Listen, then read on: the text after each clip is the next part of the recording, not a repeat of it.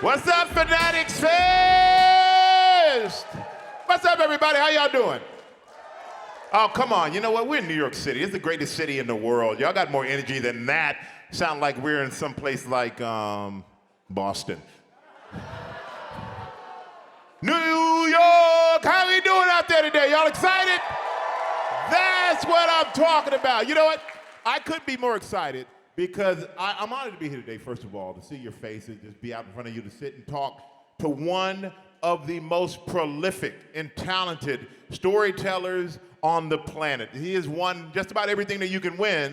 You can throw in a few Oscars in there, too. I mean, this guy is Mr. Everything. He's transcended the screen, and he's become part of our lives, all right? If you've seen his movies, you know when you saw them, you know who you saw them with, you know, you remember all of the lines from the movie, and if you saw the movie Field of Dreams, I ain't gonna lie, man, I cried at the end. Did you cry? We cried together.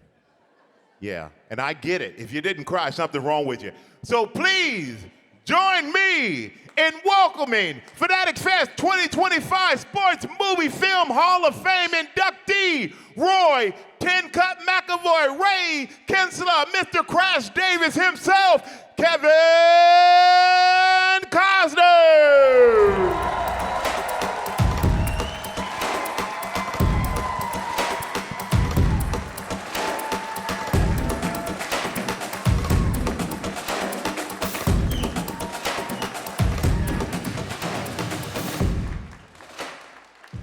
You know, that's a cool walkout.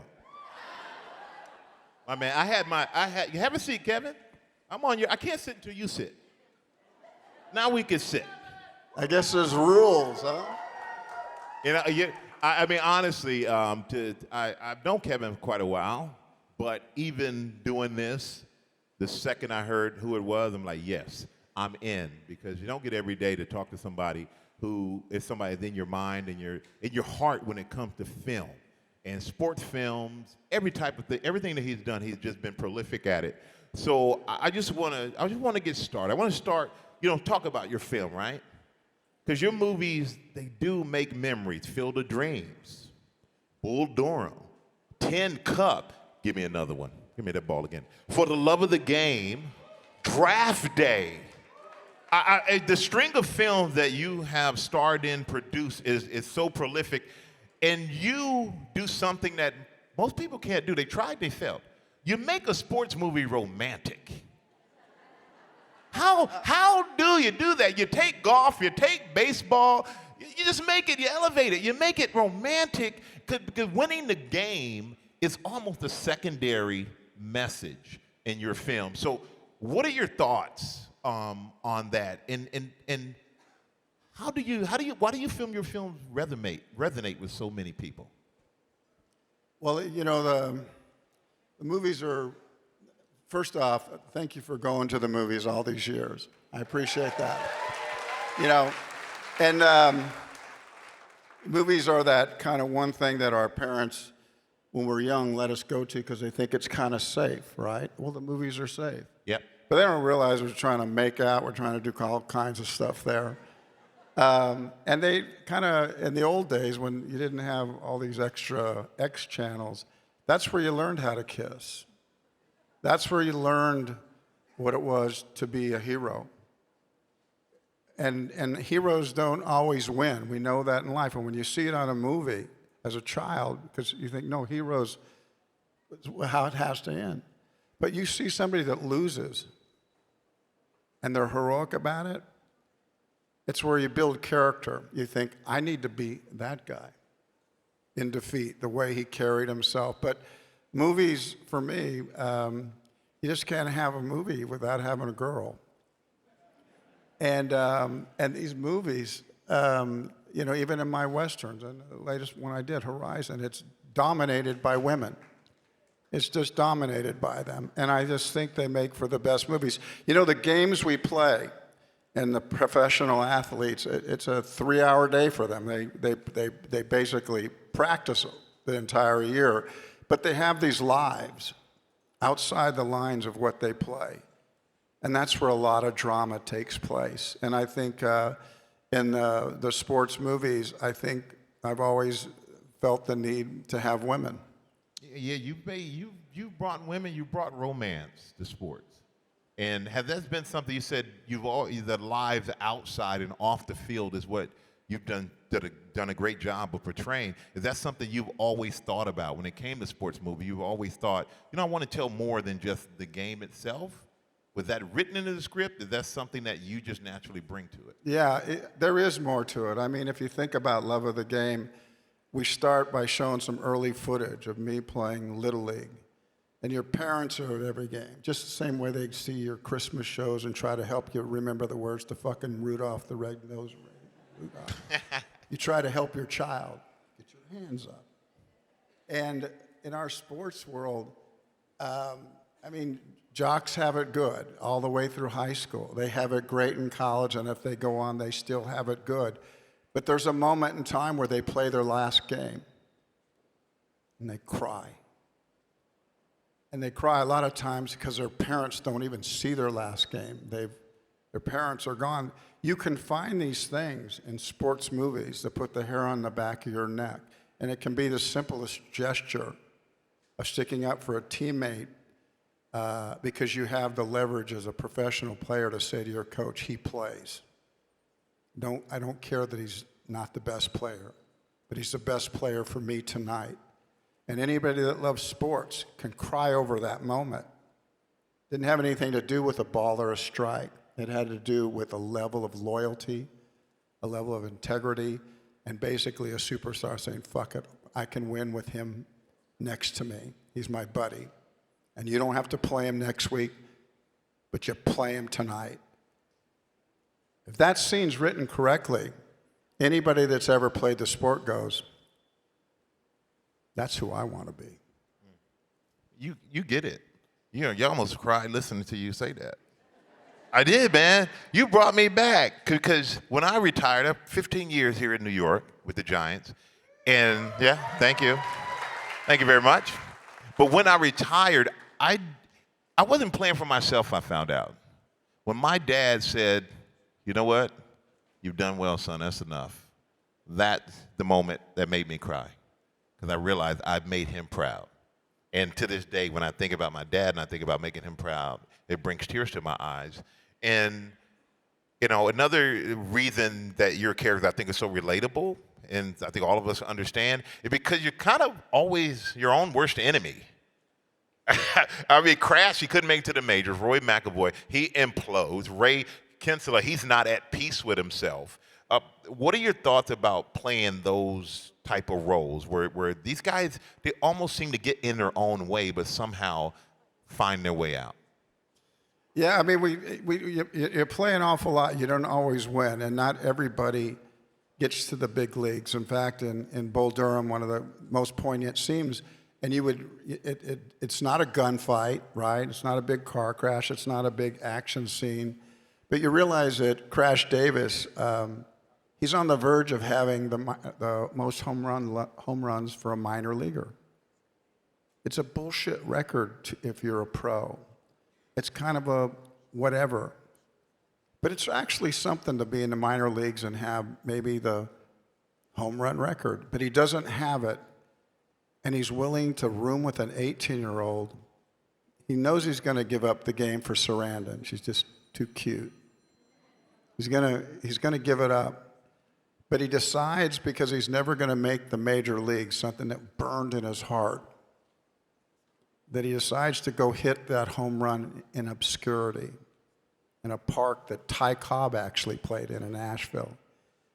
And he hits it just because he knows it's a bullshit record, but he wants it. He loves the game that much. And he goes and he hits it, and our movie's over. And he goes and sits with Sarandon and says, we can do this. I'm going to give this a try. And so you can build a movie on not getting there. And that's what I think Ron Shelton does. And all credit goes to Ron Shelton. I didn't think that movie up. I just had the good sense to not walk by it. And when I think about early in my career, it was kind of a box office poison to do a baseball movie. Fuck, I did 2 in a row. But for some reason, your poison didn't kill you. It actually gave you more strength. What's that? Your poison didn't kill you. It made you stronger. Yeah. A baseball movie, you said it's poison in Hollywood, but yours worked. Why do you think yours worked and others didn't? Because they were about girls. No, they were about something more than the score. And I think in our own life, we have this kind of way we measure ourselves. We got to be more than the score. We got to be more than our salary. We got to be more than the size of our house. It's our heart, and it's how people think of us. And speaking of women, Susan Sarandon, Bull Durham, you two had incredible chemistry. She gave an unforgettable performance in that movie. Do you feel like, first of all, how did you develop the chemistry? You're trying to ask me about what life was like in that bathtub, aren't you? Hey, without saying it. You found me out. You got me. Well, I don't kiss and tell. But she's one of the great actresses. And the thing about Sarandon was she's the kind of girl that made every guy feel like they had a chance, and nobody did. And she's, I know this is a term that may not be correct, but she's a broad. She's a total broad, and I mean that in the most highest respect. The way she could be with me and be a partner to me on film and be a friend to me off camera. She's a really wonderful woman. You think she brought out your best? I think that if I think about this, if I have a perceived success, I think my success has been in the movies I've chosen, and that I have strong women across from me. And if you think all the way back to Mary McDonald and Dances with Wolves and Rene Russo and Tin Cup, and you can go right down the line. Maybe I'm a coward. Maybe I just don't want to do a movie unless I have great women in it. I think my chances are better. You work with a lot of great guys. James Earl Jones, Burt Lancaster, you worked with those two in Field of Dreams. So what was that like? What was it like working with those two icons? Well, Lancaster struggled at one moment. This one of the most handsome guys that ever did it, Burt, right? And I remember I sat with him, and I was just so happy to be around him because I knew his thing. And at one point, he was talking about something, and I asked him about the Kentuckian, and I said there was a scene where you throw a whip and you're in a fist fight, and the woman sees that the whip that this guy is going to be beating you with, she rolls the wagon and it gets on. He goes, "You saw that? You saw that?" I said, "Yeah." And I said, "And when you ran across that water, and to time that musket thing where you ran," he goes, "You saw that?" He said to me, the studios were afraid of me. Because I think the studios are afraid of you. And I said, not really, but the truth about Burt, I can talk about how great he was, but I will tell you this. I don't think I've ever told this story. He was struggling. He was struggling the night he made that great speech. Wrapped your arms around second base. You look up at that sky blue. Do you remember Moonlight Graham? Yep. It's an incredible speech he made, but he struggled that night. This guy was a superstar. He was amazing, but he was having trouble, and he didn't want me to stay on the set. He asked if I would leave. He was embarrassed, and I said, "I'm not going anywhere. You're doing this perfect." And he hung in there, and he got it right. Because he's a professional. And you can only and he's a Hall of Famer, okay? He's a Hall of Famer. And the only way you know you're in the Hall of Fame, and I'm not, okay? You manage to win on your worst day. And Burt that night, while he was humiliated, he found it in himself to get those lines right that now live forever in that movie. And the great James Earl Jones as well was with you. Yeah, I have to do a round of applause there. Now, James Earl Jones, in the movie as well, what was out in the corn? Did James Earl Jones ever say what was out in the corn? What was out there? What? What was out in the corn? Did he ever say what was out in the corn? I know. Did you see how pissed I was that I didn't get to go? You see how pissed I am right now that I I don't wanted know? to go. I'm pissed now. What was in the corn? Yeah, I know. There's Make always, something up, there's Kevin. always Make going to something be up. something that's not going to be right about these movies. Yeah, you know, I remember reading that movie, and I was struggling in myself at that time. I was going to do a movie called Revenge, and it was a movie I found. It was going to be the first movie I directed, but the great John Huston, and a really legendary, tough guy, producer, guy didn't really play fair. They thought I was too young to direct. And I was the one that found the movie. I was the one that wrote on it. But at the end of the day, they thought I was too young. The next movie I did Dances with Wolves. But I wasn't too young for that. Yeah. But you know, I'm getting old. What was the question? Hell, I'm getting old too. I forgot myself, but No, I know. I got hit in the head for 15 years playing football. I actually Never had a really good answer for you, but I had a sidebar that was equally good. Don't All you I think? know is I'm enjoying Well, myself. no, I know what it was. So in life, I was wanting to do Revenge, and then they started jacking around with me, right? They weren't getting to it, and 1 week led to another. Pretty soon, we were 4 weeks, 5 weeks, and I said, I read this little movie on my couch, and I was laying back, I read it, and I thought, there's a little movie it's called Field of Dreams, and I thought, this movie has some gold dust on it. I just like it. It's like our generation's Wonderful Life if we get it right. And they jacked around with me a little too long on Revenge, and I went to this fucking producer, and I said, hey, if you don't start next week, I'm going to do this little movie in the corn. And he said, I'm going to sue you. And I said, I heard that. I said, not surprised it's the first words out of your mouth. I said, but I'm going to do it. I also heard you're a smart guy. He said, what? I said, I heard you're a smart guy. I said, you should be smart enough to figure this out, because I'm not doing it. Fuck you. And he said, you come to me 4 days after that little movie in the corn. And I said, nice solve, I'll do it. That's the first time I ever did a back-to-back movie, but I wanted to do Field of Dreams, and it wasn't going to happen. Sometimes you have to say, fuck you. And thank God you did. You know what? 1, 2, 3. Fuck you! Sometimes you gotta let it go, man. Sometimes you gotta let it go. And you know, you've had some other great pairings that moved. Tim Robbins, you two were Magic and Bull Durham as well. How close was that entire cast? The three of us really leaned on each other.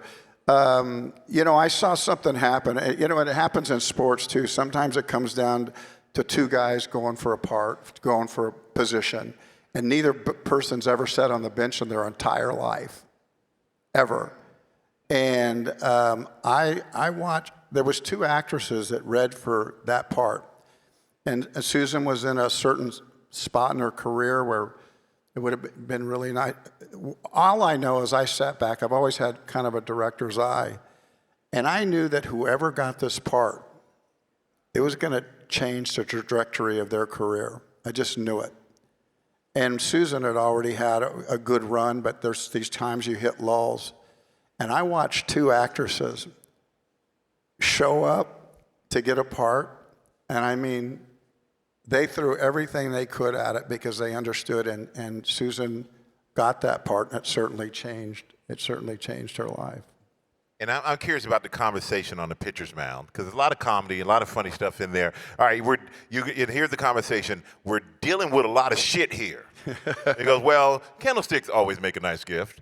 Was that improvised, or was that written into the script? No, that was totally, again, Ron Shelton. Now, if you don't know Ron Shelton, he wrote and directed White Man Can't Jump, Tin Cup, Bull Durham. You know, I get a lot of credit for being in baseball movies, and I hold that. Number one, I'm grateful for that, but I find sports movies to be really sacred. There's something about baseball. You know, you don't have to be a great baseball player to recognize one, okay? But you can outact baseball.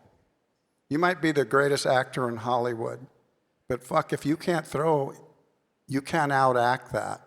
There's something about the game, and there's something about every sport that a professional plays that I think as an actor, if you cannot do it, you can't outact it, and you shouldn't disrespect the sport and take it.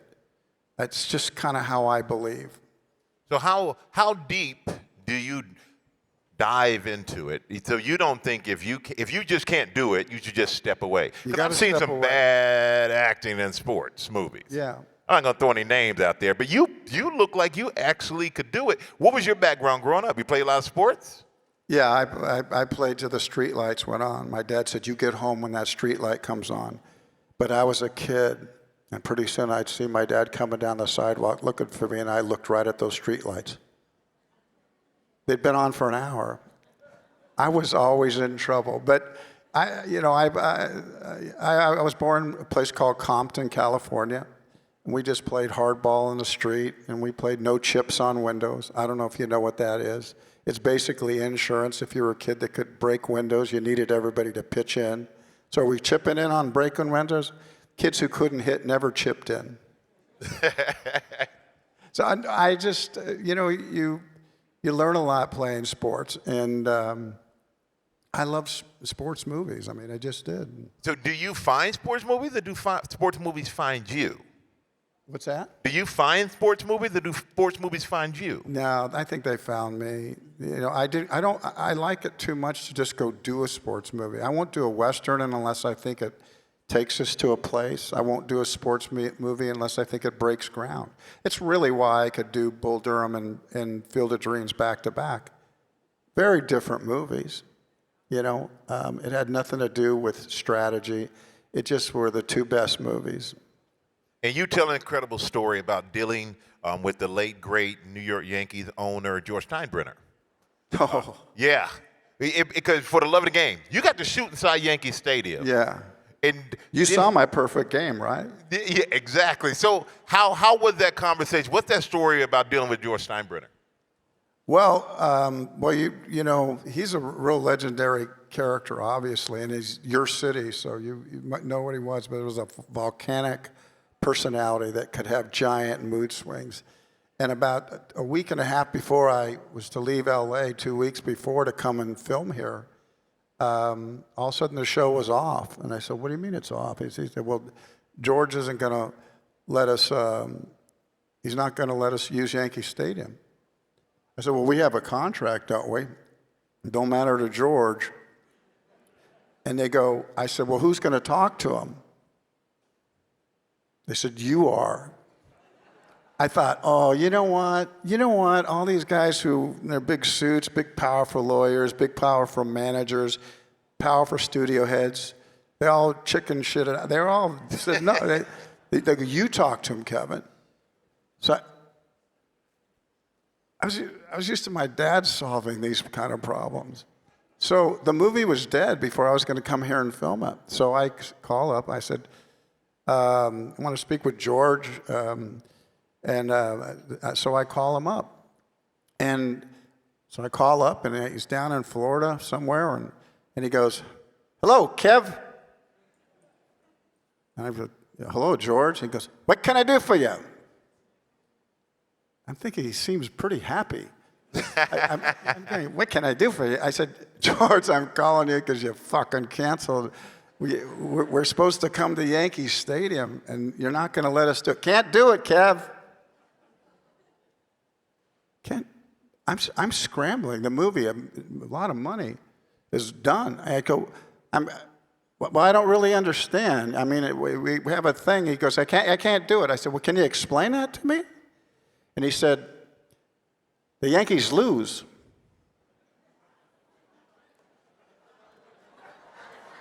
I said, yeah, what? He goes, the Yankees lose, Kev, can't have it. And I said, now I'm thinking, I'm dead unless I say something. And I say, George, that is fucked up. The Yankees don't lose. He said, what? Later on, I found his 2 sons were there listening to this conversation when I said fuck to anyone. George looked at his sons. Kevin said, fuck to that. He said, fuck to that. And so, what? I said, now I'm doing my tap dance. How am I going to save my movie? The Yankees don't lose. He goes, what do you mean they don't lose? And I was trying to think, yeah, what do I mean? The Yankees win, George. Don't you understand they win? This is a meaningless game. I mean, in the script, I pitch a perfect game. That means the Yankees lose, right? He read the script, and he's just changing the rules. I said, you don't lose, you win. He goes, what do you mean? I said, George, it's a meaningless game. You're playing the Tigers who are, you guys have won the division by 8 games already. In fact, you're playing minor leaguers. Now I'm really lying. I'm lying. I'm really lying. I said, you play minor leaguers. I said, this game is meaningless. I said, you guys go on to win the division. In fact, you go on to win the World Series. I think I had confused George at this point. And he said, we do? I said, of course you do. I said, it's a meaningless game, George, and I'm going to treat the Yankees with the respect that you want them treated with. Okay. I said, does that mean, okay, I'm coming? You come and you respect my Yankees. I said, I will. And the game was back on. Wow. So did the Yankees go on to win the World Series? They actually did. They won that year because Chile. Did you get a ring? You should have gotten a ring. Well, I started to think that I had at one point. I thought to myself, I actually was at Yankee Stadium about 12 years ago, and I was talking about somebody, and I said, I was talking to one of his sons. That's how I knew all this story, because they told me they were in the room. And as I was walking away from him, I said, did your dad give me a ring? And he said, yes, he did. My dad loved you. And I would never wear that ring. It's too much respect. It's the same way I treat sports movies. I get to play an athlete. I was never Michael. I was never somebody that made it to the pros. But it was always been really sacred to me, and I would never, ever wear that ring. And I was starting to think that I was a liar because I had told people that Steinbrenner had given me a ring, but after about 15 years, I was just thinking, am I making that up? And after I talked to his son, who reminded me that, yeah, his son, that you did, I called my assistant and I gave her the number to my safe, and I said, go look in there.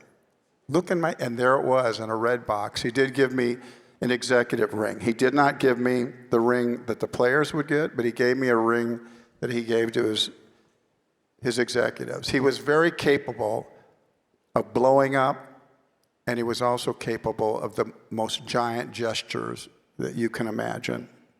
And lucky for me, he loved me. Yeah, lucky for all of us. Lucky for all of us. And you said he gave you a ring. He read the script. Did he ever see the movie? Do you know that? What's that? Did he ever see the movie? I know he read the script. He gave you a ring. Did he ever see the movie? Do you know? Yeah, he must have. He never called me to say he liked it or anything, but I heard he loved it. But I just have to take it. He was like, that Costner looked at his kids. He lied. But he lied for a good reason, man. And why haven't you made a football movie? You were talking about could be Michael. I think you could play me. We look alike. Yeah, well, you know what? I would have drafted you. Yeah, you be the GM. Just draft You me. pancake-eating motherfucker. I see that. You're pretty slick. You're slick, man. But you know what I love about you? I think that we're getting a better understanding. Is there motherfucker in sign language? Yeah. Okay. You just wanted to see that, didn't you? I never quite thought that. I mean, I saw her hesitate, and then she did something like this, Mike. Well, you know what's all cool? Because I couldn't see her until you said that. I can see him. You see that guy there? He's actually painting something, I think. How crazy is that? You're not done yet, are you? All right, you got 13 minutes and 13 seconds. Keep going.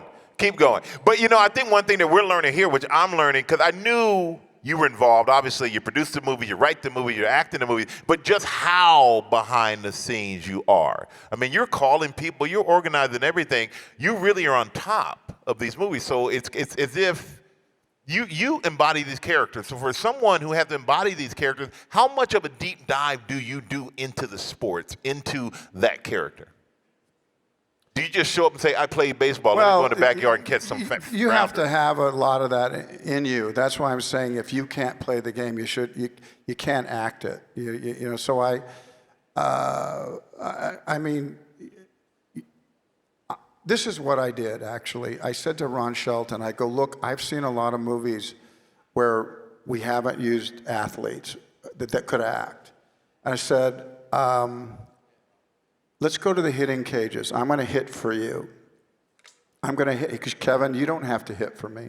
Ron's a player, and he knew I could play, but he's my director, and I needed to back him up. And I said, no, let's go to the hitting cages.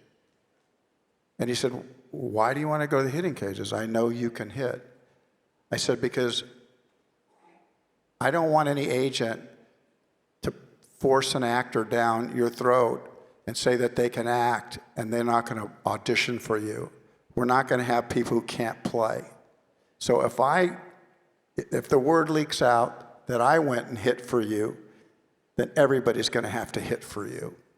And that's the way I treated my coach, and I consider Ron Shelton my coach. I love coaches. Coaches can really change the architecture of your life as a young man. There's also some coaches that can ruin you. And when you're lucky enough to have one that makes a difference in your life, you never forget it. And Ron Shelton was my director. And part of being a player is protecting your coach and protecting your director. That's true. And leading by example, which obviously you've done.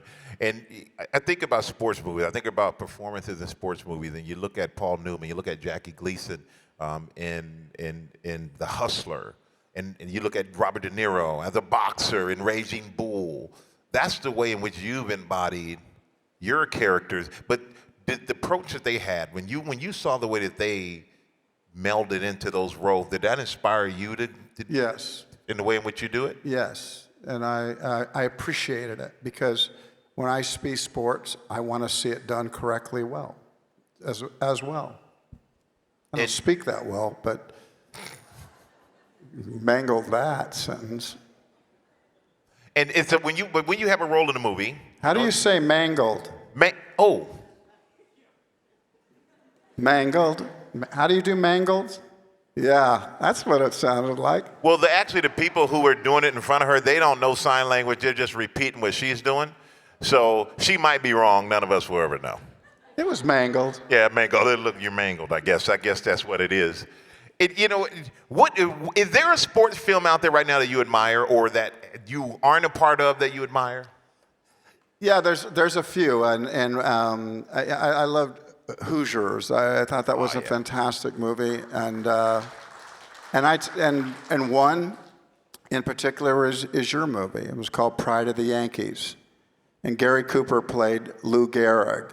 Walter Brennan was in that movie, and I remember that movie made me cry, and I thought to myself, I didn't know I was going to be an actor, but I watched the sport that I liked, but I got caught up in the relationship of this man and his wife and the people that admired him.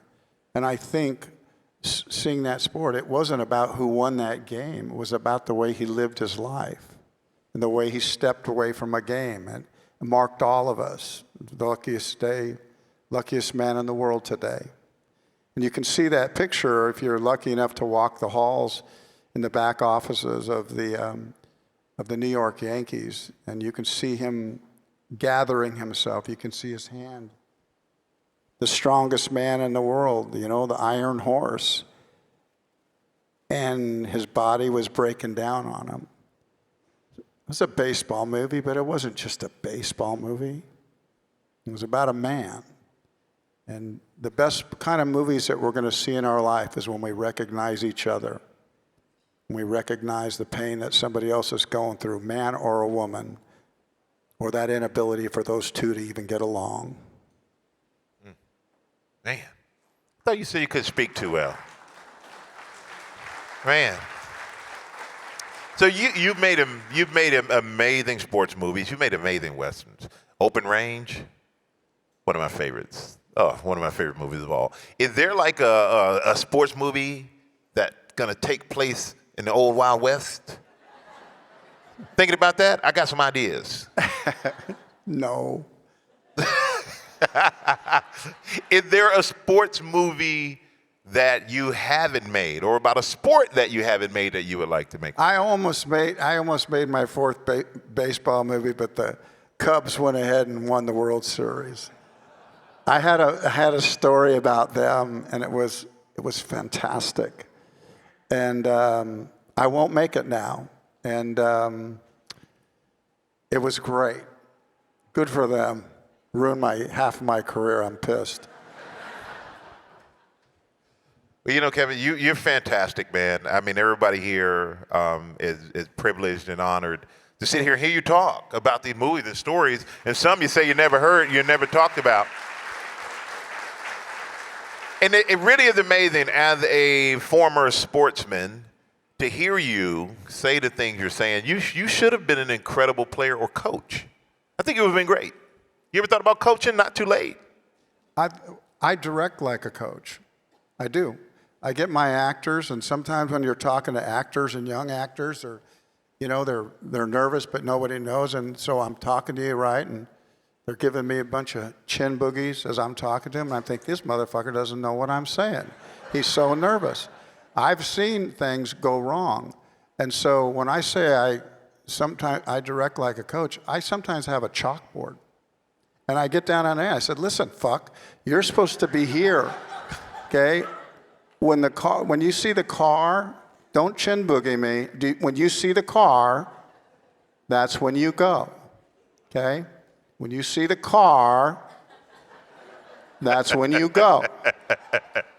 And I have found that a chalkboard has really helped me, because I was a little different. I'm a little bit dyslexic, and I want to give a chin boogie too, because like, quit looking at me. But I really don't know what we're saying. There's a lot on the line in sports and in the movies. So let's get down on the chalkboard and let's not make a mistake. Now do you know when you go? Oh, I got a dumb motherfucker waiting for me. Okay, we'll do it one more time. When you see the car. That was impressive. So it's true.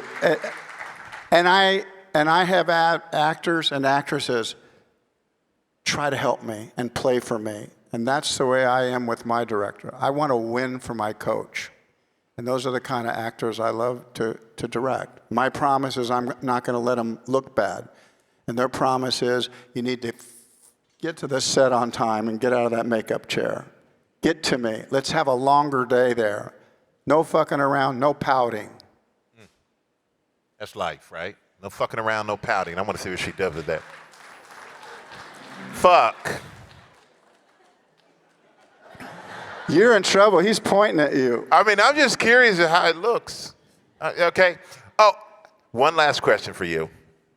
I know for me, when your movies are on, I can't. Once I see it, I stop. Got to watch it all the way through. Of all your sports movies, do you have a favorite?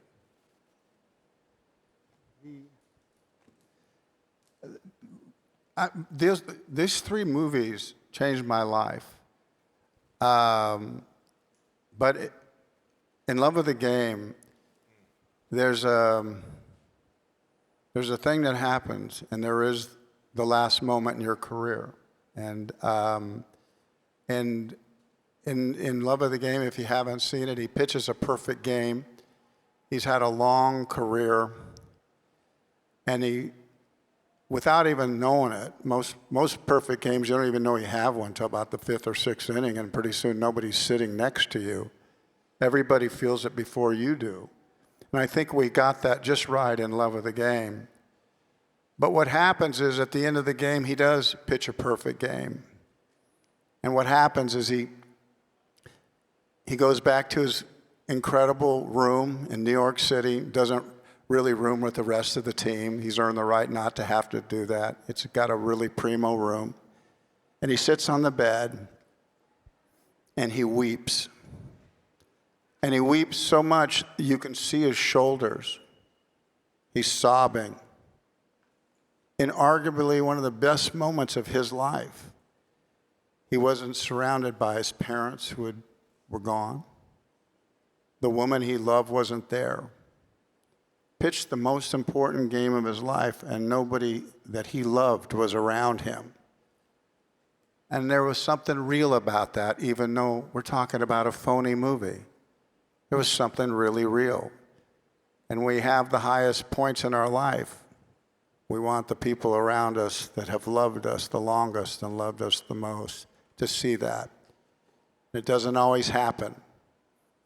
And I think movies work at their very best when they're not always happy, but there's a level of understanding, and we understand why that man wept on a bed. This big stud athlete wept because there was nobody to see him do what he was born to do. With that being said, we want to thank you, Kevin. We want to thank you for stopping by. We want to thank you for your time today. We want to thank you for the great movies. We want to thank you for the great memories. And we always got you back. Give it up for Kevin Costner, everybody. And thank you to Fanatics. You guys enjoy the rest of the weekend. Have some fun.